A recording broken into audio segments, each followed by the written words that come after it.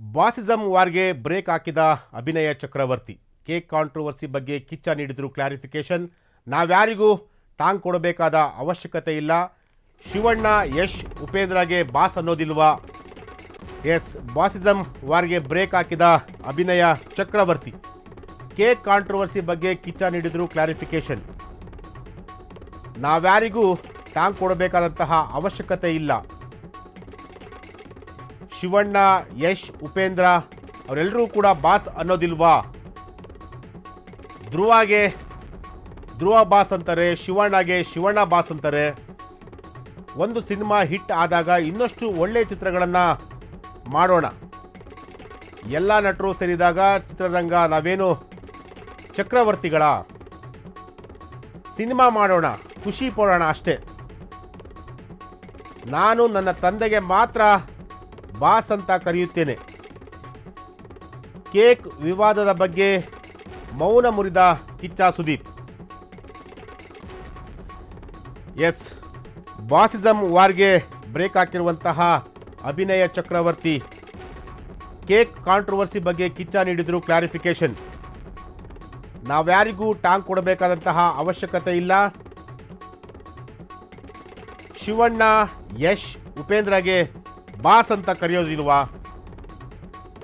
ಧ್ರುವಗೆ ಧ್ರುವ boss ಅಂತಾರೆ, ಶಿವಣ್ಣಗೆ Shivanna boss ಅಂತಾರೆ. ಒಂದು ಸಿನಿಮಾ ಹಿಟ್ ಆದಾಗ ಇನ್ನಷ್ಟು ಒಳ್ಳೆ ಚಿತ್ರಗಳನ್ನು ಮಾಡಬೇಕು. ಎಲ್ಲ ನಟರು ಸೇರಿದಾಗ ಚಿತ್ರರಂಗ ನಾವೇನು ಚಕ್ರವರ್ತಿಗಳ? ಸಿನಿಮಾ ಮಾಡೋಣ, ಖುಷಿ ಪಡೋಣ ಅಷ್ಟೇ. ನಾನು ನನ್ನ ತಂದೆಗೆ ಮಾತ್ರ ಬಾಸ್ ಅಂತ ಕರೆಯುತ್ತೇನೆ. ಕೇಕ್ ವಿವಾದದ ಬಗ್ಗೆ ಮೌನ ಮುರಿದಂತಹ ಕಿಚ್ಚ ಸುದೀಪ್.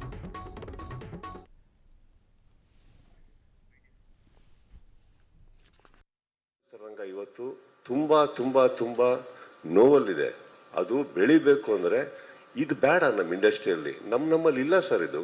ಆಕ್ಚುಲಿ ನನ್ನ ಫ್ಯಾನ್ಸ್ ಕೂಡ ಹೋಗಿ ಎಲ್ಲಾ ಹೀರೋಗಳು ಸಿನಿಮಾ ನೋಡ್ತಾರೆ ಸರ್.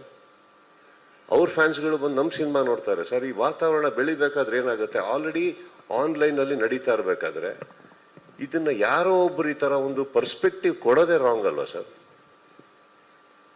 ಹೇಳಿ. ಈ ಕೆಟ್ಟ ಅಹಂಕಾರ ನಮ್ಮಲ್ಲಿ ಇದೆ ಅಂತ ನೀವು ಅನ್ಕೊಂಡಿರೋದೇ ತಪ್ಪಲ್ವಾ? ಇದು ಯಾರಾದ್ರಾಗ್ಲಿ, ಅದು ಇವತ್ತು ನಾನು ಇದಕ್ಕೆ ಕ್ಲಾರಿಟಿ ಕೊಡ್ತಾ ಇಲ್ಲ ಸರ್.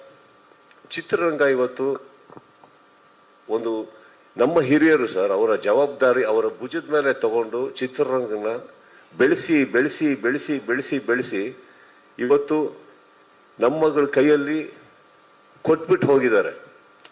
ಅದನ್ನ ನೀವು ಇನ್ನಷ್ಟು ಬೆಳೆಸಿ ಅಂತ. ನಾವಿದನ್ನ ಬೆಳೆಸಿ ನಮ್ಮ ನೆಕ್ಸ್ಟ್ ಜನರೇಷನ್ ಕೈ ಕೊಟ್ಬಿಟ್ಟು ಹೋಗ್ಬೇಕು.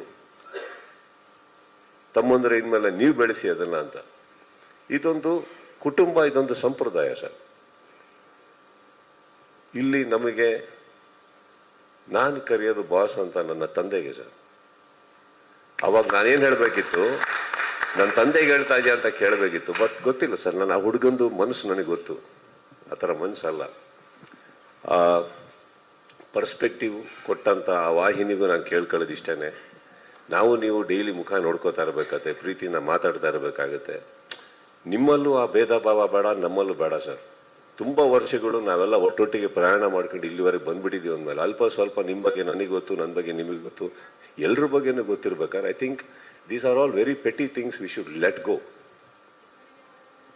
ಕನ್ನಡ ಚಿತ್ರರಂಗ ಮುಖ್ಯನಾ ಅಥವಾ ಇದ್ರಲ್ಲಿ ನೀನಾ ನಾನ ಅನ್ನೋದು ಮುಖ್ಯನಾ ಸರ್? ಇದು ಯಾವುದು ಮುಖ್ಯ ಅಲ್ಲ. ಅಗೇನ್ ಇದಕ್ಕೆ ಉತ್ತರ ಕೊಟ್ಟನಲ್ಲ ಸರ್. ಚಿತ್ರರಂಗ ಕನ್ನಡ ಮ್ಯಾಕ್ಸ್ ಸಕ್ಸಸ್ ಮೀಟ್ನಲ್ಲಿ ದರ್ಶನ್ ಬಗ್ಗೆ ಗುಣಗಾನ ಮಾಡಿರುವಂತಹ ಕಿಚ್ಚ ಸುದೀಪ್.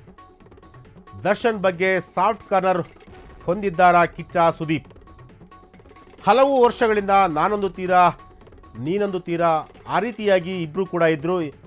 ಈಗ ಒಟ್ಟಾಗಿ ಕಾಣಿಸಿಕೊಳ್ಳಲ್ಲ, ಒಬ್ಬರ ಬಗ್ಗೆ ಒಬ್ಬರು ಮಾತಾಡಲ್ಲ. ಇಬ್ಬರು ನಟರ ನಡುವೆ ಕಿಚ್ಚು ಹೊತ್ತಿಸಿದ ಬಾಸ್ ವಾರ್. ದರ್ಶನ್ ಹಾಗೂ ನನ್ನ ನಡುವೆ ಅಂಥದ್ದೇನೂ ನಡೆದಿಲ್ಲ. ನಾನು ದರ್ಶನ್ ಕಷ್ಟಪಟ್ಟು ಮೇಲೆ ಬಂದಿದ್ದೇವೆ.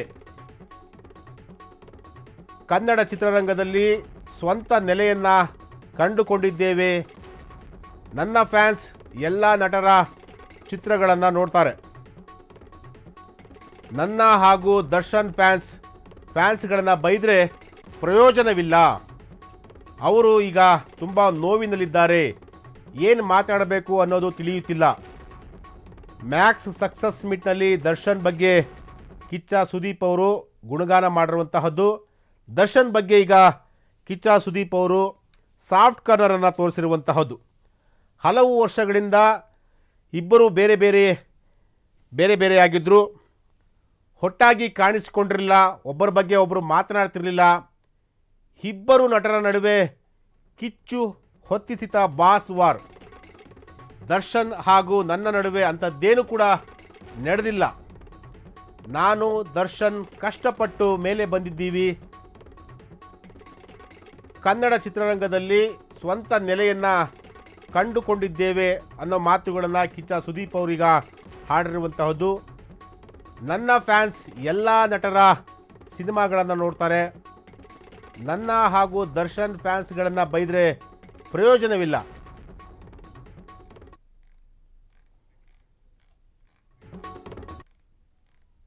ಯಶ್, ದರ್ಶನ್, ಧ್ರುವ, ಉಪ್ಪಿ ಸರ್, ಇನ್ನೊಬ್ಬರು ಶಿವಣ್ಣ, ಪ್ರತಿಯೊಬ್ಬರು ಸರ್, ಎಲ್ಲ ಸೇರಿದ್ರೇ ಒಂದು ಕನ್ನಡ ಚಿತ್ರರಂಗ ಸರ್.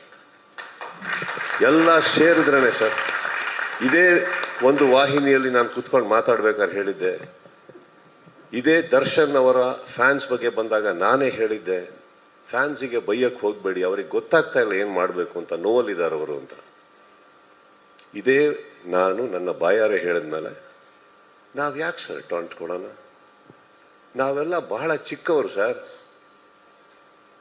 ನಾವೆಲ್ಲ ಚಿತ್ರರಂಗನ ಇವತ್ತು ಚಿತ್ರರಂಗ ಕೊರಗ್ತಾ ಇದೆ, ಎಂದು ನೋವಲ್ಲಿದೆ ಅಂತ ಹೇಳಬೇಕಾದ್ರೆ ನಾವೆಲ್ಲ ಕಷ್ಟಪಟ್ಟು ಸಿನಿಮಾ ಉಳ್ಸಕ್ಕೆ ಹೋಗೋಣ. ಈ ಥರ ಪ್ರಶ್ನೆಗಳಿಗೆ ಉತ್ತರ ಕೊಟ್ಕೊಂಡು ಕೂತ್ಕೊಳ್ಳೋಣ ಹೇಳಿ. ಯಾಕೆ ಕೊಡಬೇಕು ಟಾಂಟ್? ನಾವು ಏನು ಸಿಗುತ್ತೆ ಇದರಲ್ಲಿ ನಮಗೆ?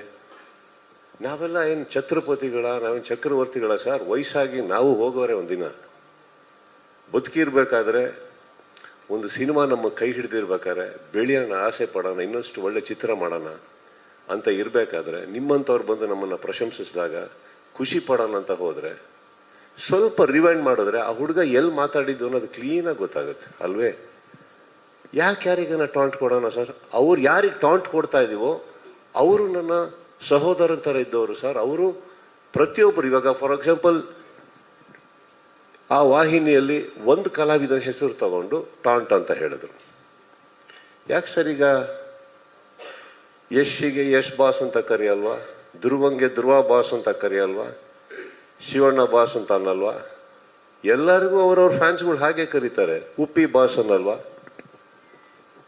ಹೇಳಿ, ವೈ? ನನಗೂ ದರ್ಶನ್ಗೂ ಏನಿಲ್ಲ ಸರ್. ಬಹಳ ಕಷ್ಟಪಟ್ಟು ಅವರು ಮೇಲೆ ಬಂದಿದ್ದಾರೆ, ಕಷ್ಟಪಟ್ಟು ಪ್ರತಿ ಕಲಾವಿದರು ಬಂದಿದ್ದಾರೆ ಸರ್. ಚಿತ್ರರಂಗದಲ್ಲಿ ಯಶ್, ದರ್ಶನ್,